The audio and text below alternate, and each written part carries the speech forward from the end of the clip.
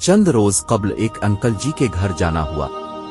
मैं इनके बागीचे में बैठा हुआ था। इस दौरान बेल बजी। एक बच्चा आया, उसने बेलचा मांगा। अंकल ने एक छोटा सा अलमारी नुमा कमरा खोला जिसके दरवाजे पर बड़ा करके अलमाउन लिखा हुआ था। बेलचा निकाला और दे दिया। साथ ही एक छोटी सी कॉपी निकाली, इसमें तारीख और वक्त लिखकर। फिर बच्चे का नाम और वल्दियत लिख ली। कुछ देर ही गुजरी थी, फिर बेल बजी। एक महल्लेदार आए, उन्होंने पानी वाला पाइप मांगा। अंकल ने कमरा खोला, पाइप निकाला, दे दिया और कॉपी पर इस साहिब का नाम लिख लिया। मैं ये सारा मंजर देखता रहा। फिर हम जोहर की नमाज पढ़ने चले गए। जब नमाज पढ़कर वापस आए तो एक लड़का कुल्हाड़ी लिए मुंतजिर था। अंकल ने कुल्हाड़ी ली, कॉपी निकाली, इस लड़के का नाम तलाश करके वसूल लिखा और तारीख डाल दी। अब मुझसे नहीं रहा गया। मैंने इनसे पूछा, अब ये चीजें किराए पर देते हैं?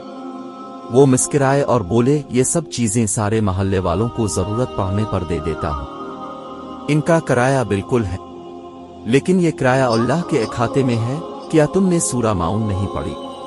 अल्लाह ताला कहता है, तर्जमा के अफसोस है, बर्बादी है इन नमाजियों के लिए जो आम इस्तेमाल की चीजें मांगने पर दूसरों को नहीं देते।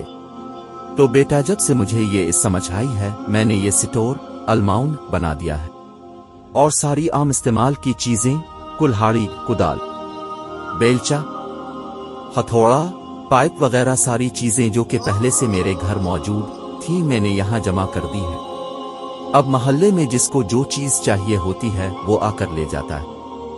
कॉपी पर उनका नाम और तारीख लिख देता हूं। जब चीज वापस आ जाए वसूली डाल देता हूं। मैं खुशगवार हैरत से इनकी बातें सुन रहा था।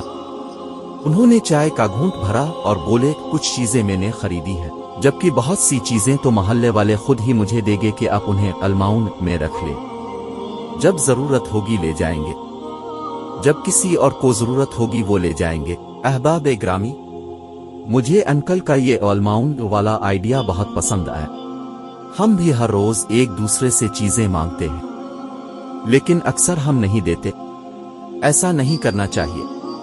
मालिक करीम ने नमाजियों को तो खास तौर मुखातिब करके लेन देन करने का हुक्म दिया है और न करने पर जहन्नम की आग से डराया है।